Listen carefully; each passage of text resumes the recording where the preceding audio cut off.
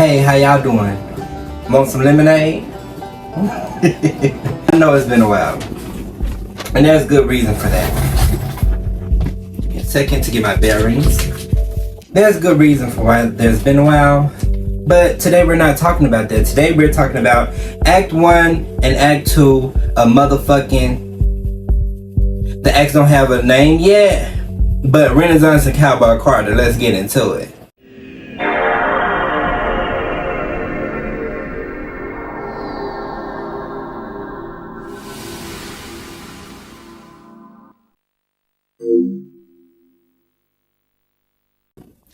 Now, first off, get into the scenery. I'm in my grandmother's kitchen. That's gonna be very much so, the context is gonna be very much so needed later on in this video, but I'm just letting y'all know, setting the scene where we at. I have been wanting to make this video, or a video like this, for a while now, but you know, sometimes as a content creator, I see so many other people giving their perspectives and stuff. You kind of get to a point where it's just like, is my opinion on this subject even going to be valued? Like, should I even, you know, take out the time to really, you know, make a video like this? But the way this music has impacted me and impacted my life, and the ways that I have related to this music, and the perspectives that I feel like I have are unique, and my story should be told just like everyone else's. So here we are. Let's get into Renaissance. Now, Renaissance was released back in 2024, back in the summer of 2022, and I'll never forget it, where I was. I got my notes, y'all, so I'm going off my notes. My birthday had just passed, because you know, she released in July, I think at the end of July if I'm not mistaken. My birthday had just passed at July 12th. My brother had invited me to come to Dallas where he lived, and you know, just to celebrate my birthday, just spend a week with him basically, all that. And so at the end of this week, Renaissance was going to be being released, so that was definitely on my radar for this whole time. We had Break My Soul by this point. I had moved in with my parents by this point, dropped out of college, moved in with my parents by this point. So this is the kind of vibe we're in. And so I've been just getting in, settled kind of good at home. And now I'm finna go to Dallas for a week after my birthday. So this is kind of the place that I'm in right now. Not in the best position. I had just quit my job, so I was unemployed as well. So it just was like a lot of factors going on. I wasn't necessarily depressed by this point, but I was definitely in the house, and this was definitely about to be a summer in the house. But Break My Soul came out before I moved back home. I was just like, okay, oh, what's this house thing everyone's talking about? I never knew about the genre house. I don't know much about a lot of genres actually, but through Renaissance and through like Twitter and stuff, I've been learning a little bit more about the different genres. Like, I knew about the different genres, but I didn't know like it could go this extensive. So I didn't know the history of house. I didn't know none of that. Mind you, my career experience is one that is basically figuring it out on my own in a lot of senses, because I didn't have that community. 1, 2, I didn't know there was a community for such a long time, that a lot of stuff I just figured out on my own, you know what I mean? Or just every baby gay go through baby gay things. If you know, you know, basically. But I didn't have a lot of guidance. I didn't have no mentors, no LGBTQ mentors or nothing like that to really help me along in this journey. It was just something that I was figuring out on my own, which I feel a lot of black people down south in this Bible Belt go through those same experiences that I have went through. The DL niggas, like the whole thing. And regardless, I didn't really know what house was. And I heard Break My Soul, and of course I love the song because it's Beyoncé. Of course I'ma love it, but you know, it definitely was a grower. Like, the first listening definitely was good, but it definitely was a grower, and it definitely grew on me. And so, of course, Beyoncé is going to make you wait at least a month and a half, and I guess that's standard for the music industry, this, that, the other. But bitch, I'm not one to like to wait. If you finna announce some shit, and I know the shit is done, why can't we have it today? Like, but I understand, like, you know, promotion, all that shit. on my first listen, like this was an event. And I know for a lot of people, a Beyonce album release is an event. So when you're about to listen to this album, you need to make sure you don't have nothing else to do. Like you're about to become immersed in this storyline. You're about to become immersed in this music. And that's what I did. So this was like the night before, or this was the night before the last day that I was gonna be in Dallas. I put my little earphones in. It was 12 o'clock. I was like, bitch, it's time. I hit play. All I hear is these motherfuckers saying stop. These motherfuckers. These motherfuckers. I did not know what I was getting myself into, bitch. None of us knew what we were getting ourselves into. The fuck? So I'm That Girl starts playing. And of course, Beyonce, I have been noticing a trend with Beyonce. She's been talking a lot more of her shit, especially with the Carter's album, Everything Is Love, like that album, that and Ape Shit. Like even before then with The Gift and kind of in that era, Black Parade, Formation. Ever since Formation, Lemonade, Beyonce has kind of been talking her shit a little bit and really like giving us everything, like giving us like that grit that she has in here, that southern grit, if you know what I mean. And so I was living for it. I was like, whoa. This was like our first like introduction into this big world, because even just from I'm That Girl, it was just the way the music was constructed, the sounds, all the mixes and stuff. It just invited us into this big world that Beyonce has created over the pandemic, and it just like it's a sight, it's a wonder to listen to, it's a thing. And even with I'm That Girl, I'm going to get into the track list because I'm not going to try to have y'all here too long, but I want to get into the track list because it does, a lot of the songs are notable and need some recognition, and I just want to talk about what they meant to me, and I'm going to be kind of mixing my first listen in with kind of how I am today in 2024, April of 2024, and like how we've gotten here and what the music has done for me and all of that. I'm going to keep talking about I'm That Girl. That ending was so haunted, but it also, for me, seeing the sights that I saw growing up, I know that Beyonce growing up in Houston, we saw some of those same sights, just some of the same like nature sights, and just some of those same experiences being in the South, and I could hear all of that influence. Like Beyonce was bearing her soul, and I could see it as somebody, a queer man from the South. I could see it, I could see her, and it was everything to me. Like it connected with me instantly. I connected with this music instantly. That ended up I'm That Girl. Dun, dun, dun. Dun, dun, dun. Dun, dun, dun. All the sounds and stuff, and just like it's just the perfect introduction. And I love what Beyonce has been doing with these acts, just these what do you call them, intro songs or whatever, album openers have been hitting. Like everything about this is intentional, and I'm somebody, as an artist, I'm very intentional about my art, and I'm very detail oriented when it comes to a lot of the things that I make in terms of fashion and stuff. And even with my YouTube videos, like I put a lot of thought, intention behind my jokes. Like any little thing, like it's very intentional, and I got that intention from it. Even more so than just the music, I got that intention, and I felt her soul through this music.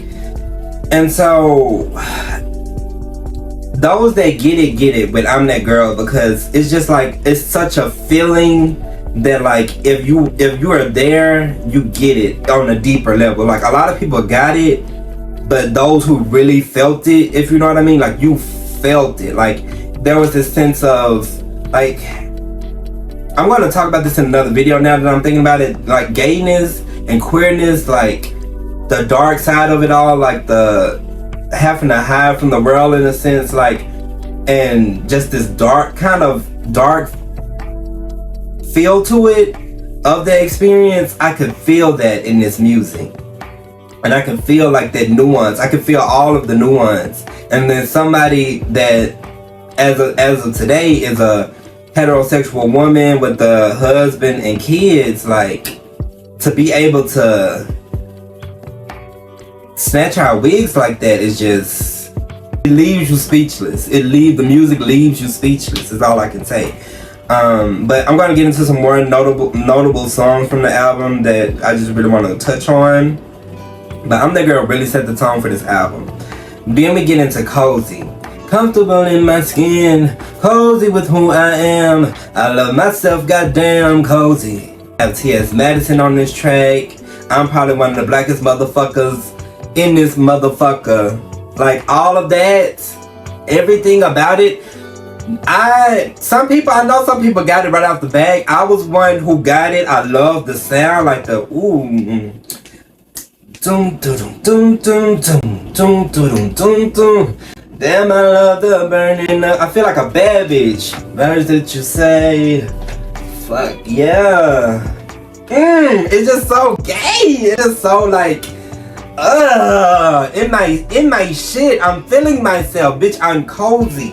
That is what the song gave me, like the whole vibe, the mix of the production of the beat, all of it was just amazing.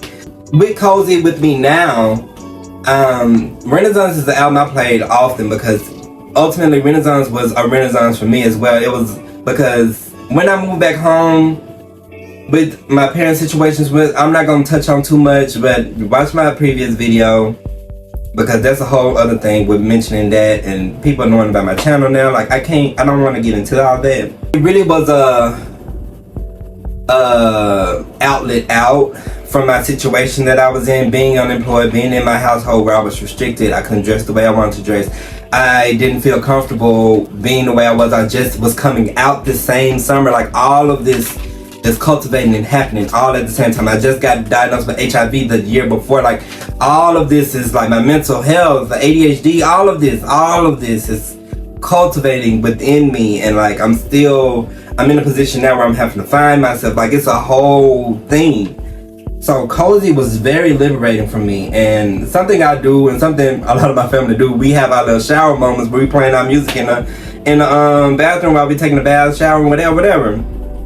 And so one thing I'll note, I think my people noticed the liberation that I was feeling from this album. Like I was really feeling myself. I was really starting to really truly get comfortable in my skin to be able to show myself around my family and stuff, and show more of all of myself and be comfortable within that, because a lot of times I was made to not feel comfortable, especially growing up. Like I have a lot of trauma from that, and that trauma it freezes you up when you like want to dance, want to sing, want to express yourself, and you just can't around the people that you love the most. But Cozy was part of that liberation of the whole album and everything. And something I just want to note, my dad, because I also, with every Beyoncé album, I realized that my vocality and ability kind of goes up because I'm singing these songs, and the technique that it takes and the stuff that you have to kind of learn or have to adjust your voice with to be able to sing these songs in a good way and stuff, and like just repetition, like your vocal ability just improves. And that's something else that's just another note. We were in an argument one day and he was just like, oh yeah, I know you feel like you talking about you all comfortable in your skin, this, that, the other. People was paying attention, basically. People was noticing the shift. People was noticing my light coming out. And I'm not gonna get into why he would say something like that or whatever, but let's get into Alien Superstar. Boom, boom, boom, boom. I'm one of one. I'm number one. I'm the only one. Yes. Just even from the beginning, from the transitions are everything in this album. Like, we've all heard these things before. I'm just trying to get my unique perspective, so I'm really trying to get along so I can get to Cowboy Carter. The transitions are everything from Cozy, wait, yeah, and like while we're listening, we're like, what is this going on? What?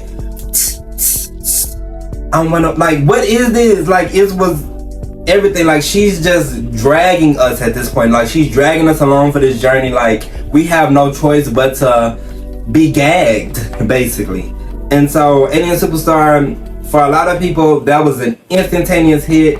please make it a single, everything. But for me, it's just like, okay, I get it. But what was more noteworthy for me was that ending with, I'm going to put her name because I never remember her name.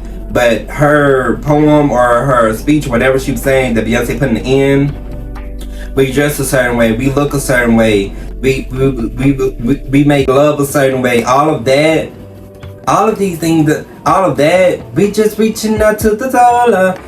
That shit made me fucking cry. Because I instantly thought of it from a queer perspective, like, and a black woman perspective as well, me looking back now. But from my own personal experience, I could see it from a black queer perspective, a southern black queer perspective, what this whole video is about. And it just made me cry because it's just like, I felt so seen in that moment, you know.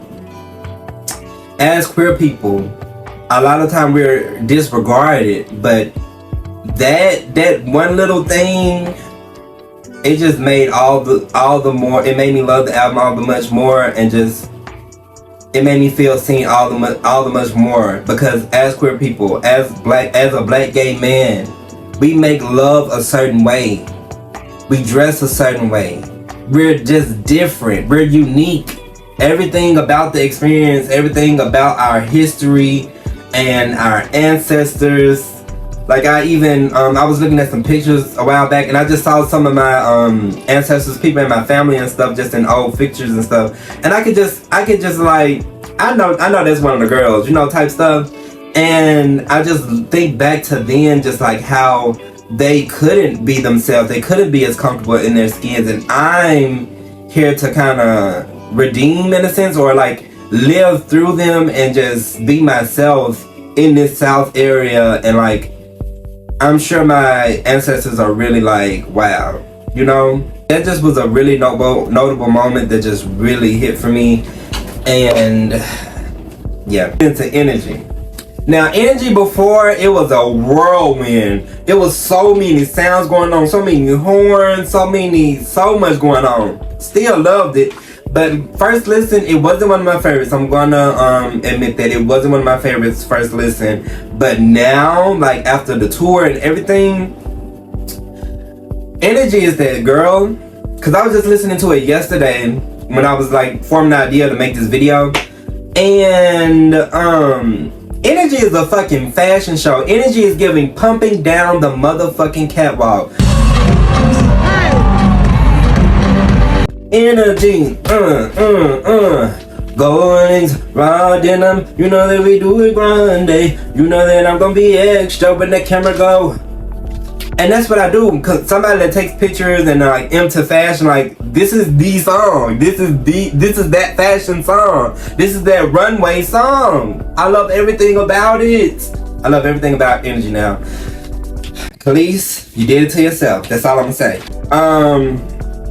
Break My Soul. We already touched on Break My Soul, how it made me feel liberating. I was just quitting my job, like all this shit like was my real life at that real moment in time. So like Break My Soul will forever be a moment for me.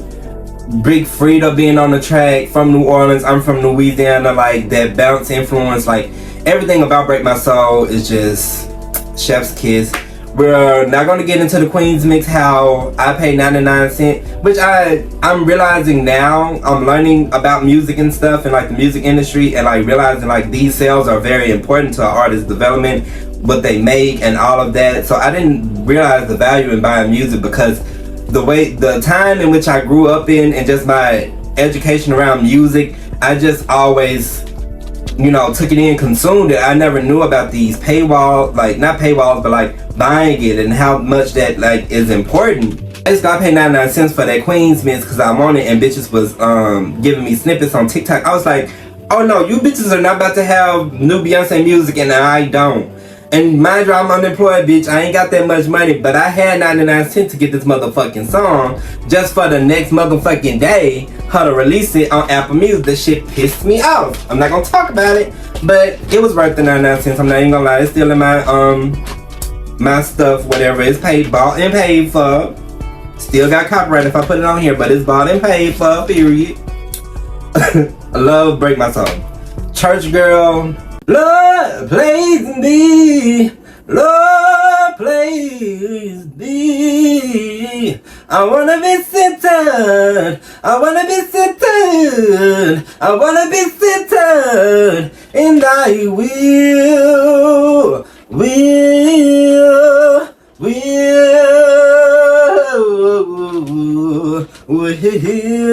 Church girl, as a queer person, and like being able to, it's just like a release. It's just like a fuck everybody. I don't give a fuck what y'all got going on. I'm somebody that has a lot of social anxiety, so when I go to parties, I don't like to dance, and I'm very stiff trauma.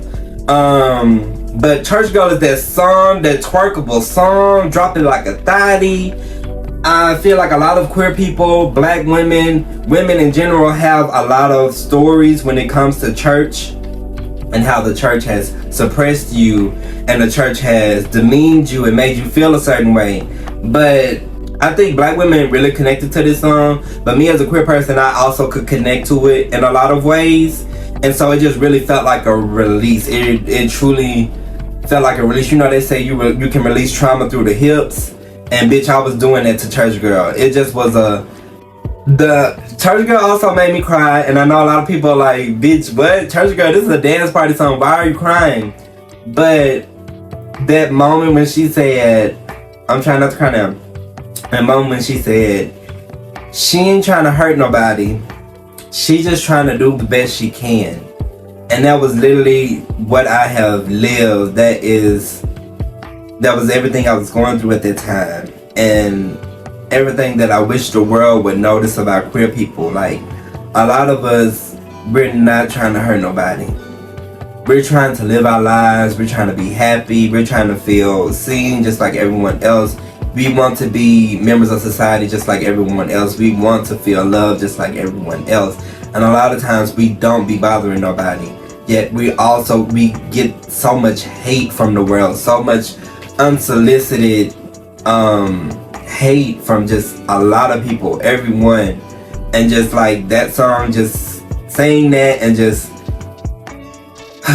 it was everything. It was everything.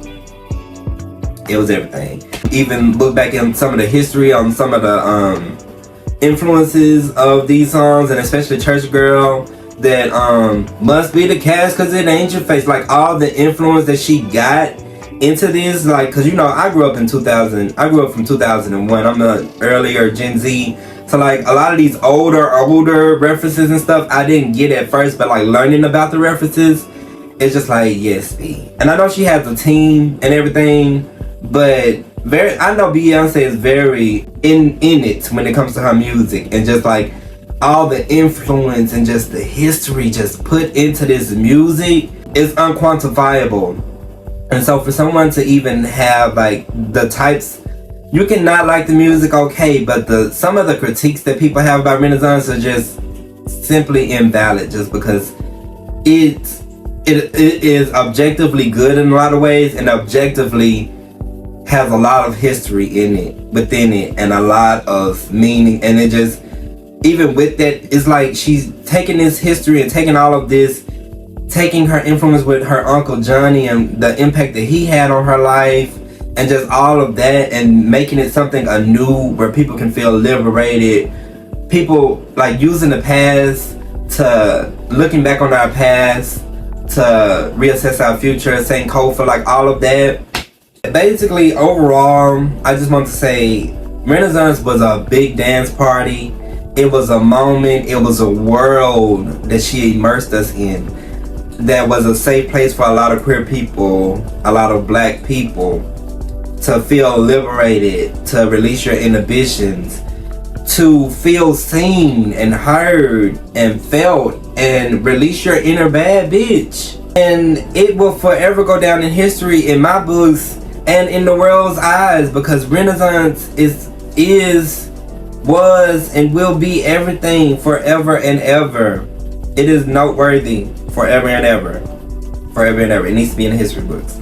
And then we also, I'm gonna say this, I've noted it a bunch of times by now, but the music also inspired me not too long after that same summer to like like I started getting fashion ideas, like video ideas, like please go watch my I'm That Girl like little visual that I have on here, and just stuff like that. Alien Superstar making fashions and stuff to go with these songs. That's how much this music inspired me and how much I felt seen within this. I felt like this album was made for me, literally. And so when I didn't get that call, like, Chris, I need you for a photo shoot. Chris, I need you in the tour. I know I'm a little delusional. But I just like, I really embody everything Renaissance. Everything about me embodies Renaissance. Everything about me. And so, if y'all want a more in-depth about Renaissance or want some more about the tracks and stuff, we can get into that. But let me touch on the tour really quick.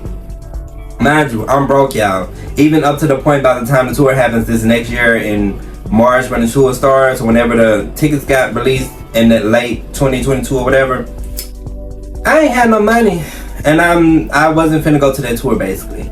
And I wanted everything within me, like y'all see how much I related to this music and how much this music has impacted me. Of course I want to go to that tour. Of course I want to make my Renaissance outfit, go to the tour, see Beyonce, listen to the music live, and just experience it.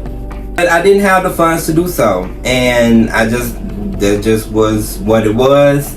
And I was ultimately depressed at first, because it just really, that ultimate feeling of being left out, when it's just like this place is screaming your name for you to come here, but you just can't go.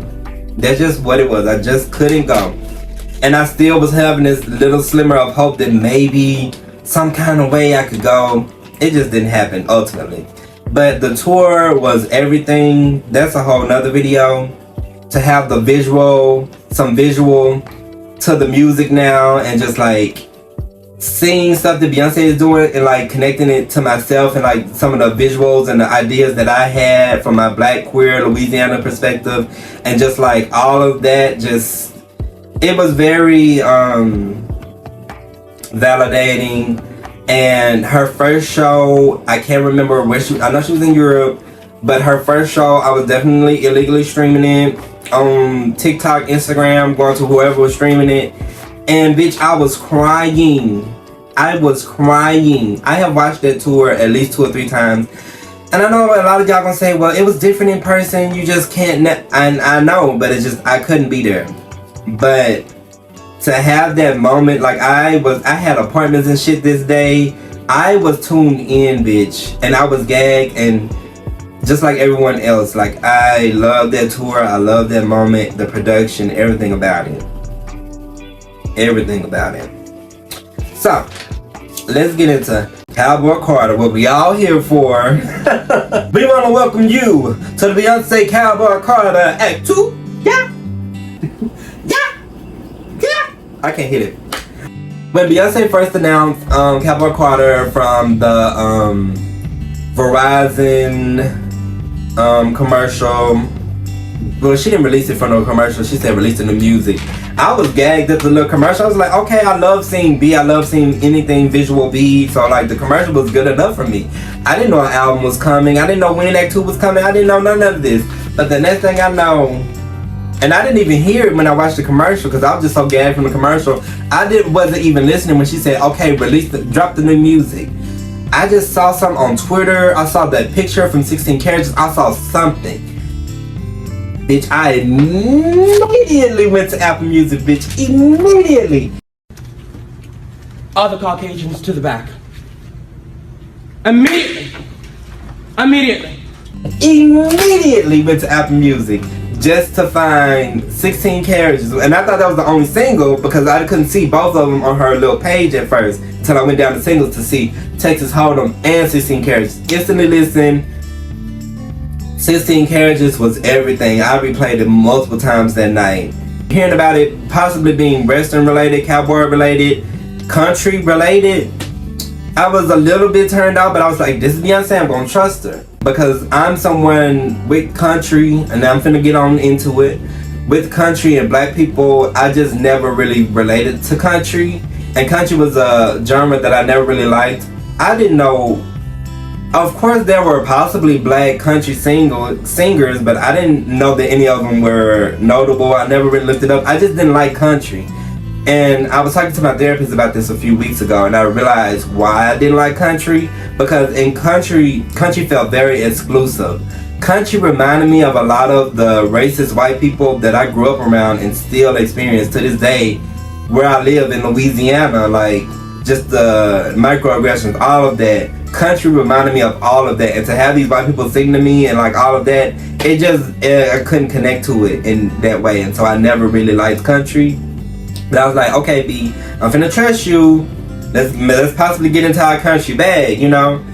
And like, I'm someone I am very proud of where I come from, but I know me here recently, I've been wanting to move to another city and stuff and move to a more metropolitan area and all of that. But I am someone who has always seen the beauty in where I'm from, even the small little country bunkin town I'm from and my roots. Like, let's go and get into my roots really quick to give y'all context. I'm in my grandmother's house right now on my father's side. I come from a family, of course I come from a family like slavery and enslaved people. That is my ancestry line. But the people that has closely influenced my father, like at a closer space, I come from a family of sharecroppers. I come from a family of country people that grew up in the country, bitch. The country. Like, just post-slavery, like sharecropping, like farm work, like building your own houses and all that shit, especially on my father's side. That's where I come from. Mind you, I didn't get a lot of that passed down to me, and I didn't know a lot of my history, but I've been digging more. Like, the more you get older, the more you want to look into your past and look into your ancestry and understand things. But for a lot of people in my family, a lot of that past comes with a lot of hurt and stuff, and a lot of stuff they just don't want to bring up, or you ask them about it, they don't want to give you that much information and stuff, and it's just like a whole thing. But I have a little bit of a sense of where I come from, and I connect with it.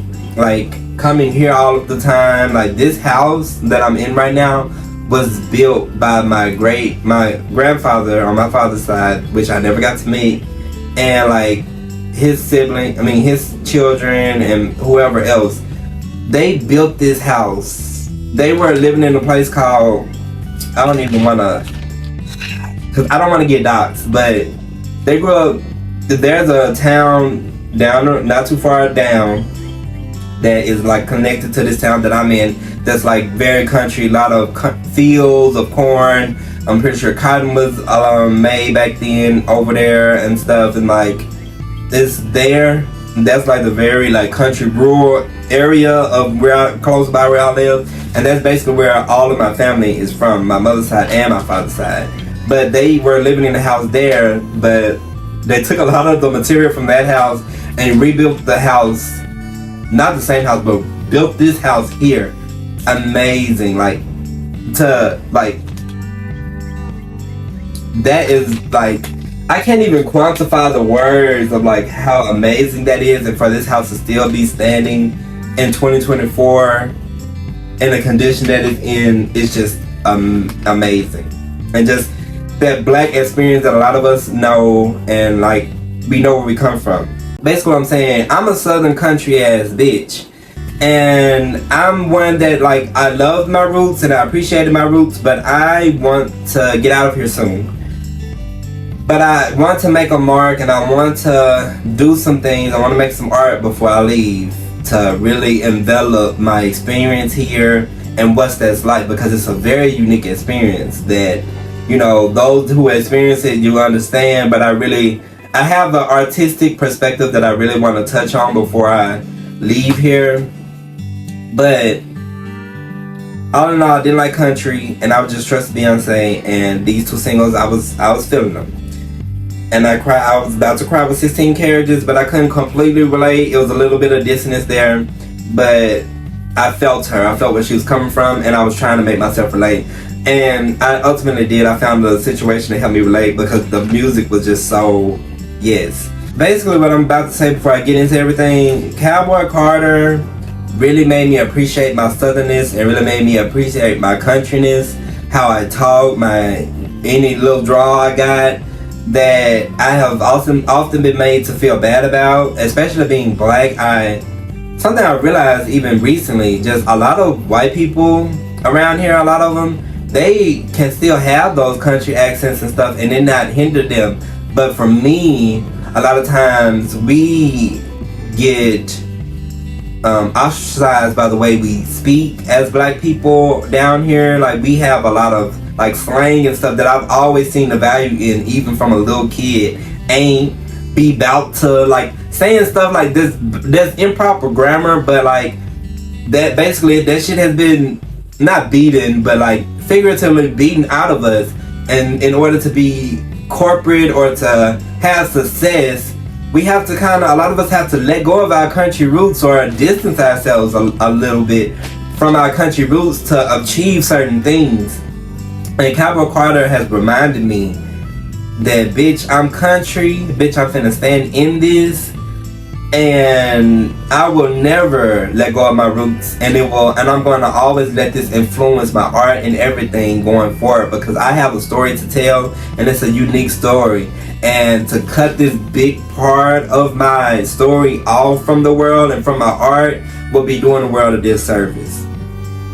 And that's all I want to say, because with Cowboy Carter and Renaissance, like, all of this as a Louisiana Southern queer man, like, it's just an experience that I can try my best to put it into words, but those that get it. And like, it really hits here in your soul. Like, it's so rich, a lot of this. I'm going to get a little bit into the politics of it, but not too much. Let's just get into it. So my first listen, Cowboy Carter, we know that first line, every time you listen, it's just so soft. Nothing really is. For things to stay the same, they have to change again. Hello, my old friend. Another hit opening song for an album. Off the bat, bitch, I'm already gagged. Just the melodies and the layering of the vocals, already 10 out of 10. I'm already immersed into this new world. And with this world, it's not as techno per se, it's not as housey, it's more country, of course. But I'm also relating in this other way. Like, I'm seeing this house when I'm listening to this music. I'm seeing the sights that I grew up with as I'm listening to this music in my head. Is a very imaginatory, cinematic experience with a lot of this music.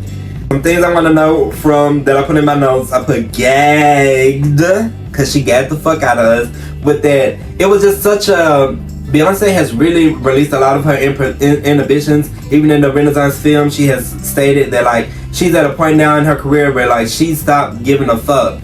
So with that has reflected in her art and how she shows up in her art and how she just shows up with her fans and everything. And I can hear a lot of that in American Requiem with her vocal choices. The look at there, look at there. Look at there.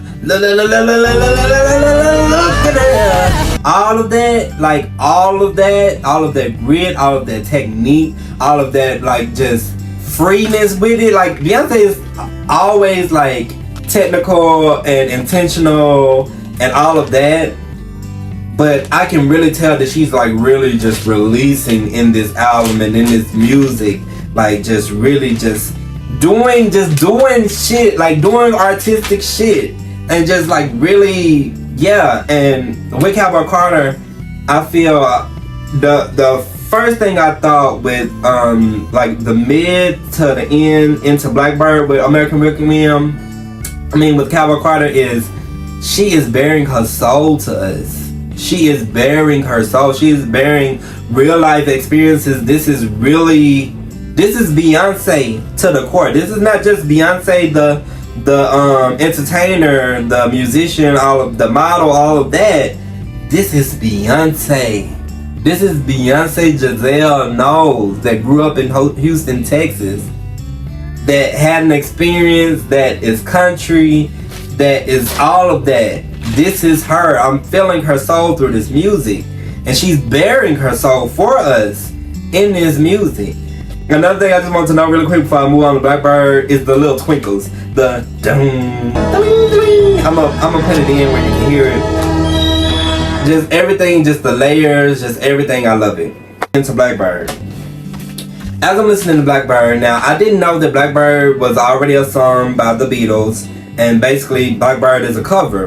And I saw Tanner Adele's name on there. We're all knowing the politics around that. Basically, Tanner Adele is a black country singer, a black woman country singer, and yeah.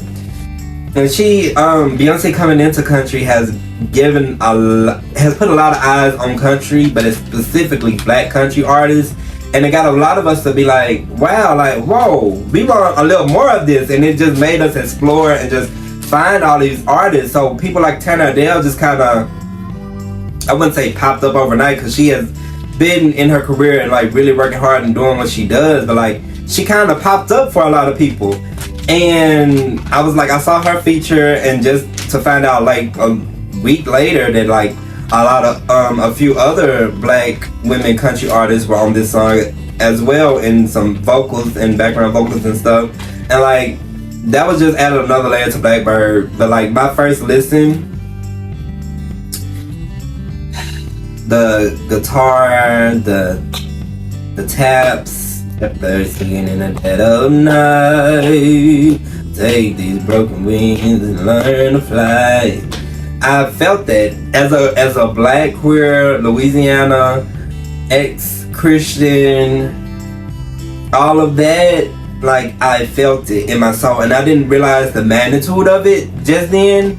But the guitar, the country, like the feel of it, Blackbird on first listen, I felt like I was in a motherfucking wooden cabin, wooden panels. There's a fireplace over here. There's the ambiance is just, everything is so warm and cozy. We're in the country. We don't have much, but we're happy and we're appreciative, and we're all gathering around to listen to this music. That is what I saw when I was listening to Blackbird. And it just felt really cozy and toasty to the soul. It's like, this just feels very warm. And that's the theme of Cowboy Carter, is like this healing power, this healing energy of it.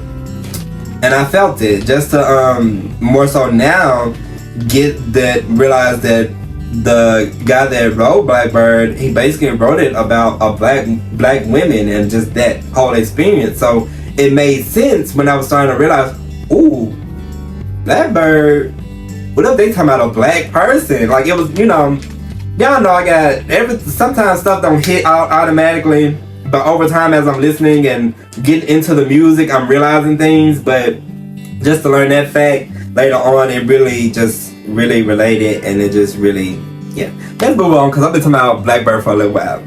16 carriages. We all know how we felt about it. I already talked about 16 carriages. Driving away, with my dreams away. Just my whole experience that I've been in with, my people, my family and stuff, and just all of that. I did Flowing with Chris. That was like one of the last things I did on my YouTube since I've been gone. Please go check that out as well. Just 16 carriages, I relate. If you watch that video, you'll basically understand exactly how I feel, not only through my movement, but my few words in the beginning before I started dancing and just releasing, because I had just went through an experience and all of that. Just watch my most recent 2-3 videos and you'll get a feel for what I'm talking about. Let's get into Protector. Protector was such a beautiful song, and so beautiful, and automatically I'm like, oh, this is one of those moments. This is one of those mother moments, Beyonce. This is one of those mother moments. And I loved everything about it. I'm just like, okay, Cowboy Carter, like, I'm going with it. Like, I'm not bored of this music at all. Like, like the harmonies, everything, like all of the different things. You can't get bored with the music, even though it's a slower tempo songs, and although a lot of the beginning of the album is a little slower before it picks up some and slows it down again and then picks up again. There's so much there that like you can't get bored with this music. What I put in my notes for Protector was just mother wounds, because just being from the outside in, just kind of Beyonce kind of inviting us into somewhat of her kind of her relationship with her daughters and her kids and stuff. It really, you feel that as a lot of mothers. I know that connected with a lot of mothers and stuff, but for me, it just really showed me the love that one could experience from a mother, you know. And Protector really just exposed for me just a lot of mother wounds for me. So like, it's a little, I love Protector, and it is becoming a new meaning for me now, because I'm looking ahead for like maybe the kids I can influence and maybe my kids. But just some of that nurture that I just don't feel like I got growing up, and still don't feel like I've gotten. I just have a few mother wounds. And so and I know a lot of people can relate to this. A lot of us aren't successful because our parents didn't lift us up. They weren't our projectors. Some of our parents tried to hide us from the world, or like invalidated us a lot. So like, to see Beyonce just really just come out of herself to come into this motherhood of it all, and just embrace her children, and you can feel all that love that she has for them, and the love and it's just second nature to be like, yes, I'm gonna project you, like I'm gonna nurture you, I'm gonna give you all these things so you can go out on your own and just become. And I don't feel like I really got a lot of that in a lot of aspects. But yeah, that's my perspective on Protector. Now my rose. How many times have you let yourself get you down? Let yourself get you down, my dear.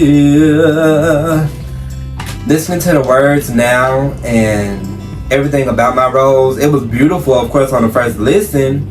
It gives this theme of like talking to her daughters, like be fond of your flowers, dear. Like be fond of your body. Like it's empowerment. Like, be comfortable within yourself and your womanhood. Be like with all of that. And it's short, of course, but it got the job done. Bodyguard. My notes for Bodyguard is my hands instantly went up. I'll whisper secrets in the back, babe. Make me happy. 1, 2, 3, 4.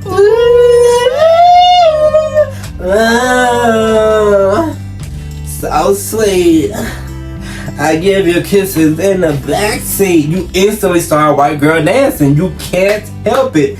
This Bodyguard is today's release your inhibitions, feel the rain on your skin. Knowing that's Bodyguard for me is my new that.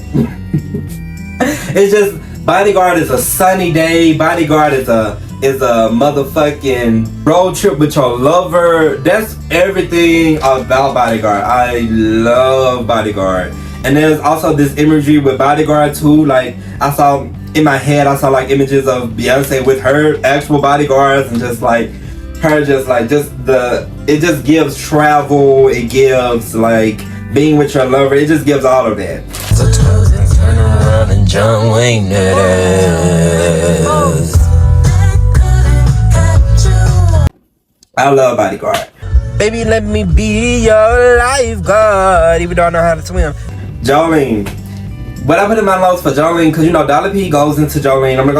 I should have mentioned this in the beginning. I'm not gonna talk about every single song and every single like interlude and stuff and what it meant, because this is not necessarily an in-depth. I'm just kind of going through Cowboy Carter and giving my perspective as a Louisiana queer man and the things that were basically notable to me.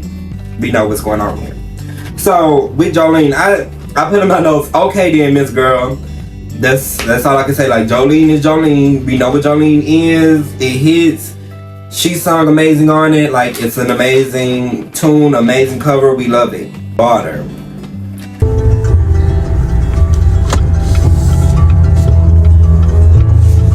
Daughter is a motherfucking movie. Daughter is, I feel like, is one of the most, if not the most country song on this album. And then I have the Italian opera at the end and all of that. I'm not even gonna get to that yet. Just, it was a movie like, your body laid out on these filthy floors, your bloodstains and my custom couture. Like, I'm seeing this shit. I'm a very imaginative person, like, don't get me wrong. But like, Beyonce made it very apparent and like made it like she really painted this picture for us. And like, it was so like, Beyonce, did you kill somebody? That's what it was giving. Like, it was like, Beyonce, did you, girl, how did you kill Jay-Z and he's still alive? What's going on? Did you kill the mistress? Like, what's going on? That's what Daughter gave me. And that is what good music is. It forms these questions. That's what good art does. It forms these questions. It makes you think. It paints pictures. It makes you see things. Like, everything about Daughter. And I didn't even understand the significance of the Italian opera. I just knew it sounded good because I didn't know what the fuck she was saying. I just knew it sounded the fuck good. And I just loved it. And that I think by this point is one of the songs where I'm just like, okay, like, this is one of those moments where it's like, this is not a country album. This is definitely a Beyonce album. Singing opera on a country song. Like, girl. But I loved it. Love Daughter. It's so cinematic. It's so cinematic. Spaghetti. Spaghetti gives me, and you know, the girls from the other countries that got the songs before us because of the time zones and shit, they was like, spaghetti, spaghetti, spaghetti. We're hearing Yaya spaghetti all over Twitter and shit, right? And so like, I'm excited for Spaghetti when it's coming. I'm like, and I started hearing it, I said, bitch, this must be spaghetti, bitch. And I was right. I was right. This is Beyonce talking her shit again.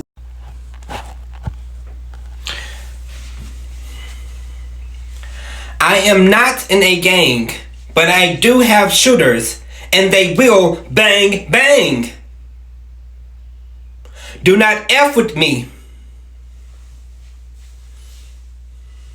I love Beyonce talking her shit. I love Beyonce rapping. A lot of people don't.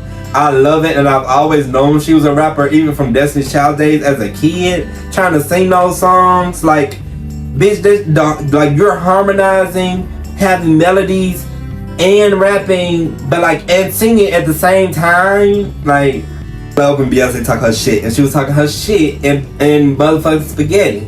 The fuck?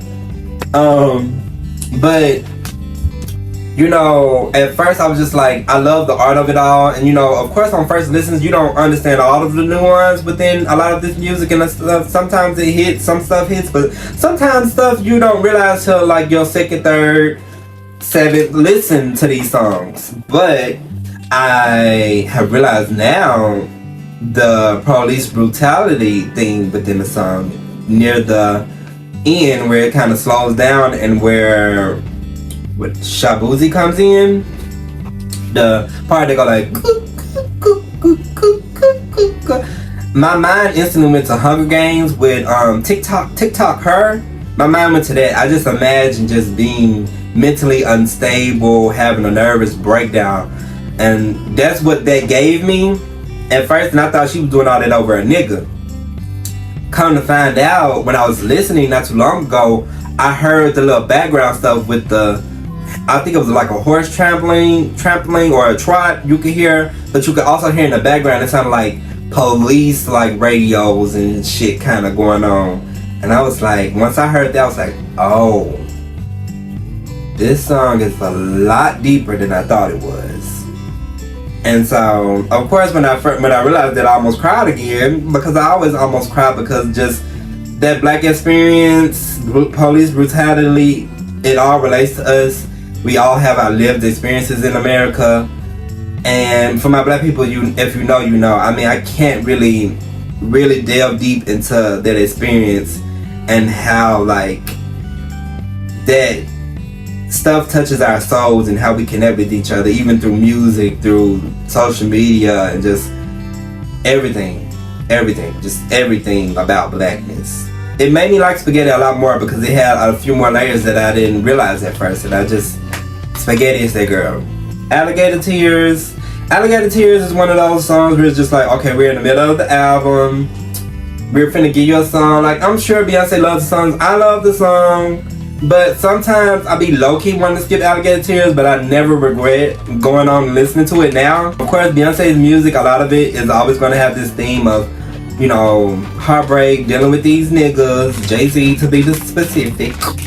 And so, us as the fans by now, we kind of get when certain things is going on, and we can relate in our own ways and different stuff like that, basically. And we all know somebody that fucking gives us alligator tears, which is basically a play on crocodile tears. We all know somebody that gives us their fucking alligator tears, whether it's a family member, an ex-lover, all of that, when it's just like fake tears. Like, we know this, yeah. I love alligator tears. Just for Fun with Willie Jones. Now, something I wanted to know that I thought was a little funny.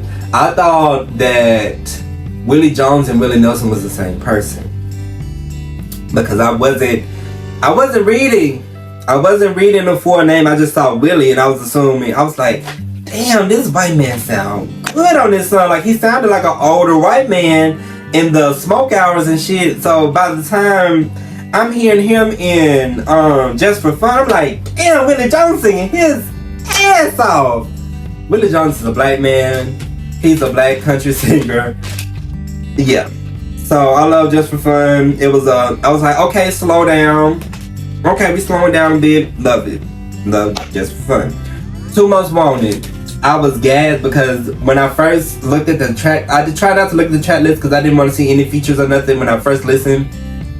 But eventually I was looking at where I was in the album and trying to see how many songs I had left and stuff. And I saw Miley Cyrus's name. I knew Miley Cyrus was on one of these songs, basically. And this was the song. And I was like, okay, Too Much Wanted. Okay, I love this song. This is a beautiful duet.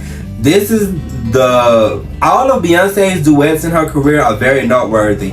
From Luther Vandross, The Closer I Get to You, to Justin Timberlake, I know the Justin Timberlake song, but in my head it's Beyonce song. To Ed Sheeran, I Found Love for Me, to now Too Much Wanted. Beyonce is that duet girl. She's that duet girl. Oh, even before now with Too Much Wanted, she got on the Isley Brothers Make Me Say It Again. That she got on that. Beautiful, bitch. Listen to the extended version. But we're here on Cowboy Carter. Okay. So yeah, I love Too Much Wanted. What did I put? I was surprised by the feature. I was gagged, of course. Cowboy Carter is full of gags. It's full of gags. It's full of wig snatches. It's full of it. Miley Cyrus, I love what she... Don't take this the wrong way. I love what Miley Cyrus stands for in terms of not giving a fuck, being who I am, showing up who I am, and just she has really rebranded herself, and I'm here for it. I love it. I love Miley. She feels like an authentic and a very much so unproblematic queen, and just somebody that just truly just... I fuck with Miley Cyrus. I fuck with you, girl. That's all I want to say. I just fuck with her. She's just so cool. Levi jeans. I instantly thought Trail Ride. I instantly thought of Trail Ride music. I've never been to a Trail Ride. I've seen it. I've been around people who have been to Trail Rides. That's just something I didn't grow up going to, even though they were around me. I just never went to them. My family just wasn't kind of into that stuff, my immediate family. So I never really knew about Trail Rides until I got older. But I instantly thought Trail Ride. I thought... I got Levi jeans. It literally feels like you have on some Levi jeans. The experience of wearing Levi jeans from being a kid to now, just Levi's has always been a staple in my closet and in a lot of country people's closet down here in the South and just everywhere. Just Levi's is I love Levi's. I love the brand. I used to love the little logo. I loved everything about Levi jeans. And just, it felt like you have on a nice, good pair of Levi jeans. Doom, doom, doom, doom, doom. It's hugging you in all the right places. Bitch, you look good. The color, the wash on your jeans look good. You feeling yourself, bitch. And you know your booty look good in them bitches. That's what Levi jeans gives. You call me pretty little thing. Snap a picture, bring it on. Know you wanna be my lead. I'll let you be my Levi, so you can hurt that ass all day long. I got my Levi jeans on today, bitch. Yeah. And I saw Post Malone in the track list, and I was like, cause I don't really. Post Malone, he had that one hit. No, he's had other hits. Don't get me wrong, but just Post Malone, he's not that artist for me per se. But I appreciate him for his artistry, and he's just one of those artists that's just like over there. He's just not in my main demographic of artists that I listen to and just, whatever. And I'm not saying demographic in terms of race or anything like that. I'm just saying just like he's just not one of those artists for me. He did his ditty.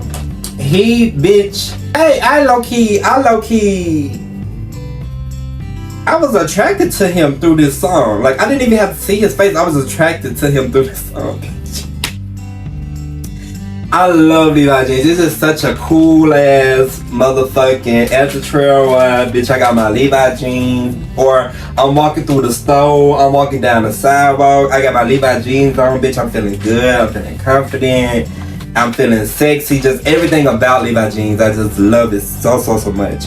Then we got Flamenco. My mind has been telling me to settle right on down. There is a song that I feel is related to mental health. Mental health, Flamenco.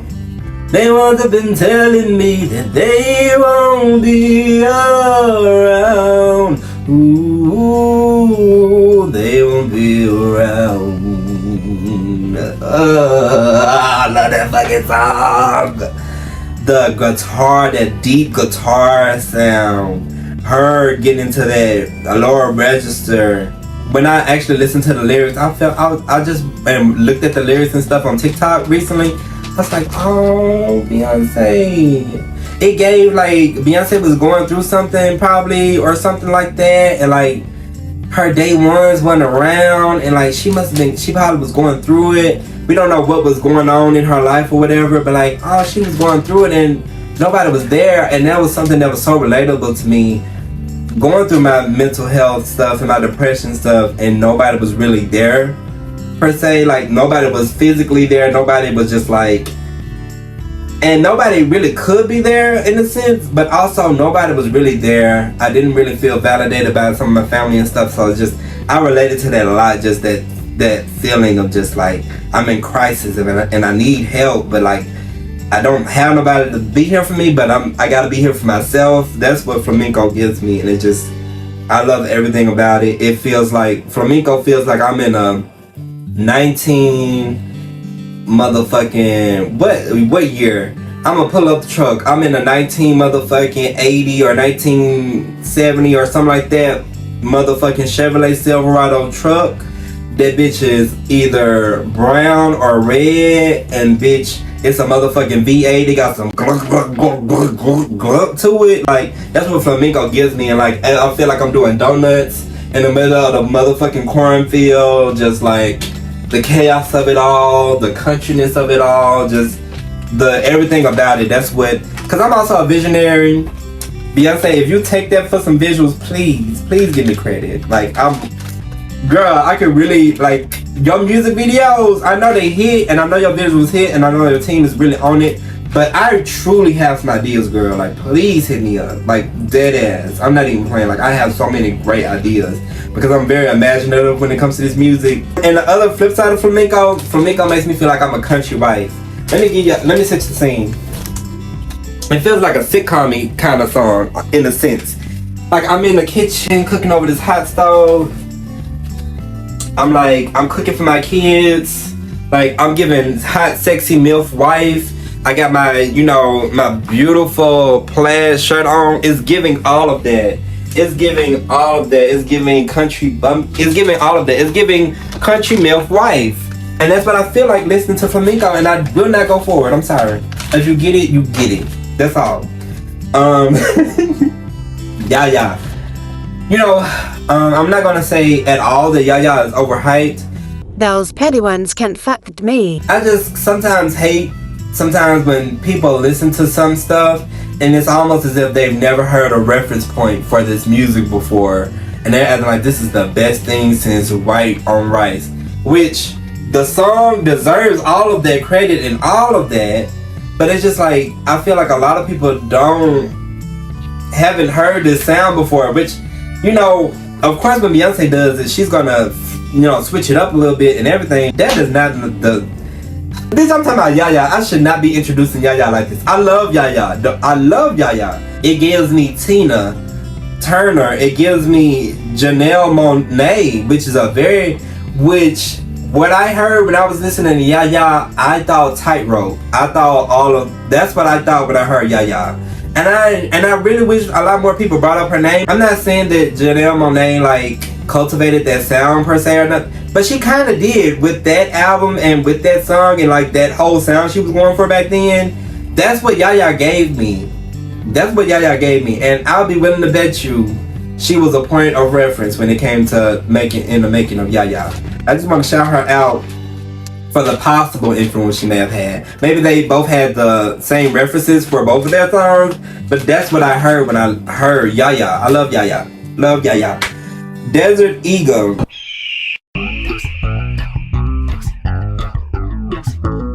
Oh, and also I want to know Linda Martell, for those that don't know, we had the Linda Martell interlude before we got into this song. And Linda Martell was a country singer back in the day. I'm just giving you a little bit of information I know, please look her up. But basically, Beyonce is the first black country woman to chart, I think, #1 since Linda Martell on the country music charts. And that is very noteworthy. That is very much so it says a lot, basically. It gives a lot of context. And to have her on this album just means all the much more. We seeing the history that's going into this music, her reference points, like really getting a lot more of the story thickens, basically. Love Yaya. Love Yaya. I'm dancing. I'm up.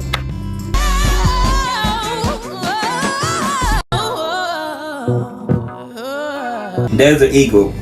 Desert Eagle is yup. It's an instant yup. It gives me boom, boom, boom, boom, boom, boom. Ooh. Desert Eagle is another one of their songs that gives me like. I honestly don't believe Beyonce probably would have released a song like this of like some years ago or nothing like that. But with her being in this era that she's in, it makes perfect sense that Desert Eagle is on this album. I love Desert Eagle. And I know most of us thought that she was talking about a motherfucking maybe some big ass bird or something, a desert eagle or something.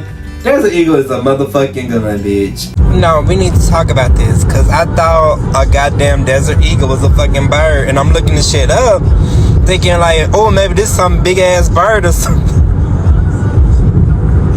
My mama was talking about a gun. I was so gagged when I figured it out. It's just like this album just has so many layers and stuff. And I also want to know, I want a Solange feature. I know everybody is saying Victoria Monet, which I would love. I love Victoria Monet. I love her discography. I love her music. I love Victoria Monet. But when I heard There's an Eagle, bitch, I wanted Solange on that shit. Hearing When I Get Home and hearing the Solange's most recent music, I want Solange on that song so bad. And I don't understand, you know, what their perspective is on the Beyonce and Solange, why they're not collaborating and why we don't have that much music. Well, we don't have a lot of music from them too. We have that one song, I know you think I'm young. I want Solange on Desert Eagle, basically what I'm saying. Her ass will fucking slide on that song. Think about her voice for a second. Think about Solange like coming on like with the pitter patter, having a verse on Desert Eagle and extending the song. Like, soft to the touch, let you hold some, let you get a handful, baby, letting a whole lot of women. Think about Solange coming on with I don't even know if I'm using this word right, but like a flip of it a little bit. You know how remixes and shit features happen and shit. But I can just hear her voice.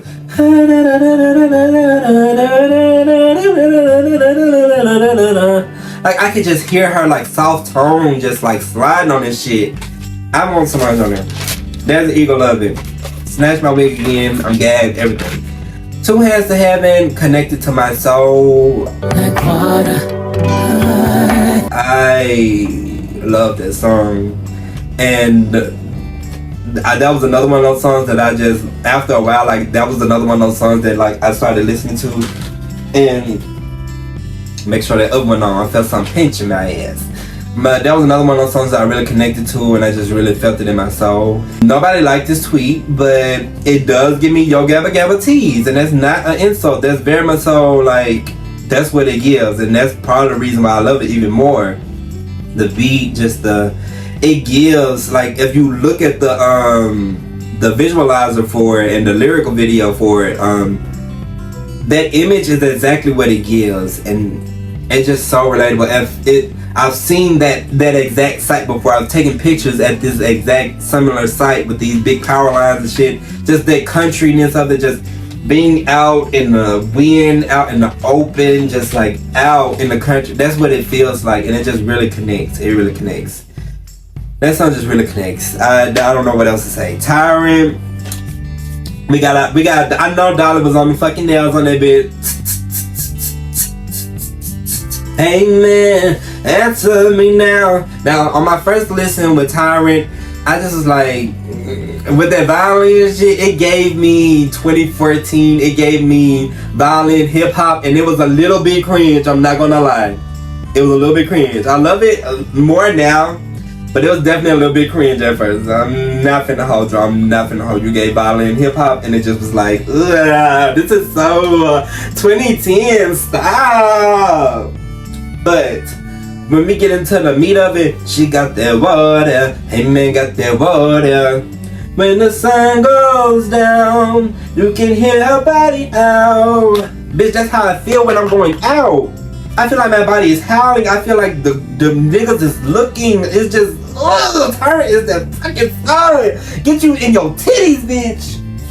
I fucking love Tyrant. I love Tyrant. Now to Sweet Honey Bucket. Just like Sweet Honey Bucket is the last hurrah of the album. I call it the perfect storm, and I don't know if that's the exact term, but I think it is.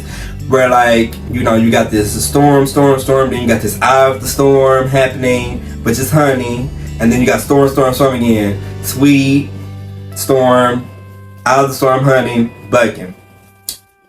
I first listened to this song, bitch, it was everything. The Jersey beat, that country flair with it, that southern flair to it, that little grit to it. I love that song, and bitch, I'm up, I'm dancing. When Honey came on, I'm like, this is the most beautiful thing I've ever heard in my fucking life. Let me get closer. Bitch, Honey, it's the most beautiful music I've ever heard in my life, because you have this sweet and then it gets to honey. So come with me to new life.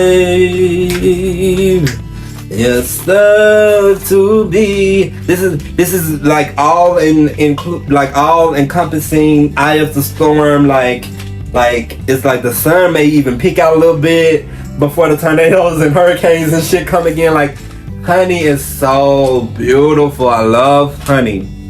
And then we get to bucket, which I don't know if the girls got a hold to this, but don't. I was singing it one day and I was like, you know what this shit sound like? Fucking, like a mechanical bull. Fucking, B, your little nasty ass.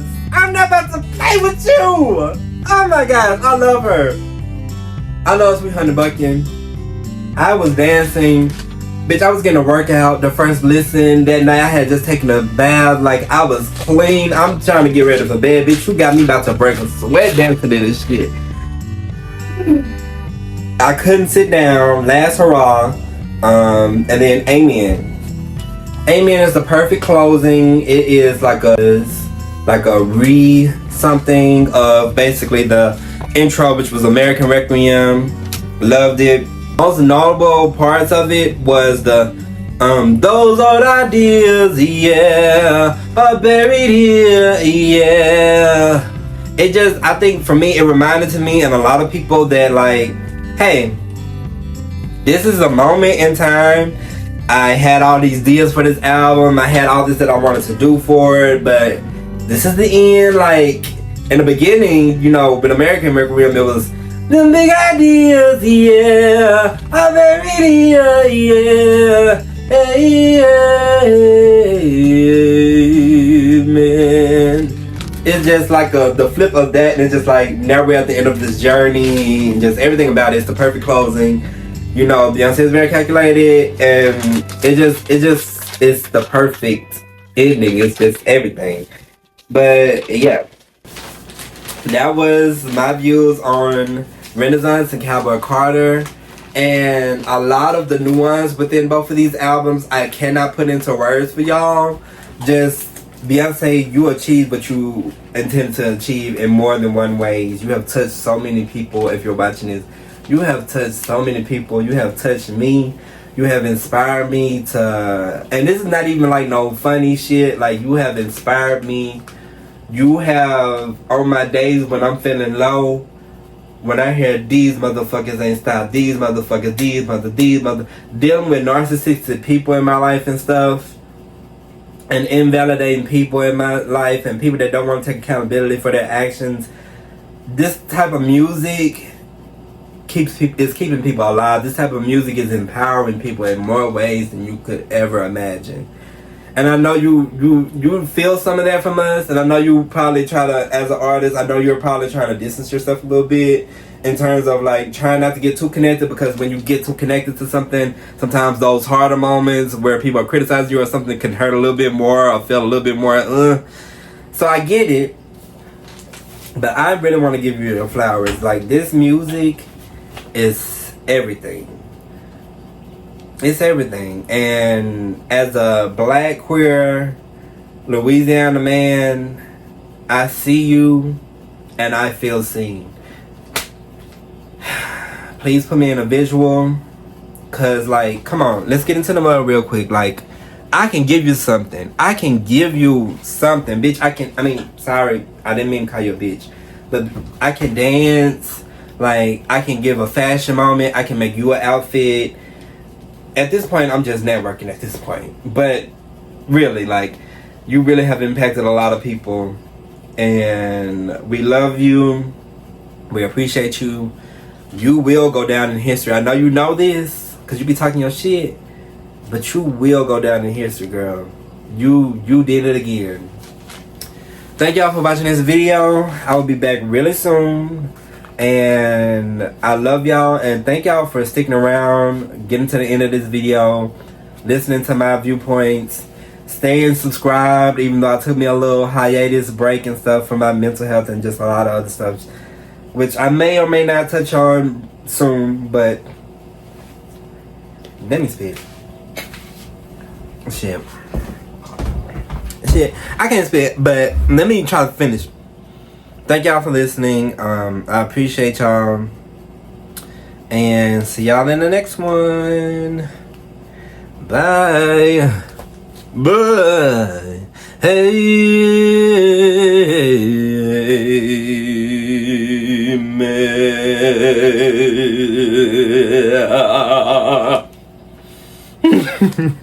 Damn it, clever girl. Missnapping.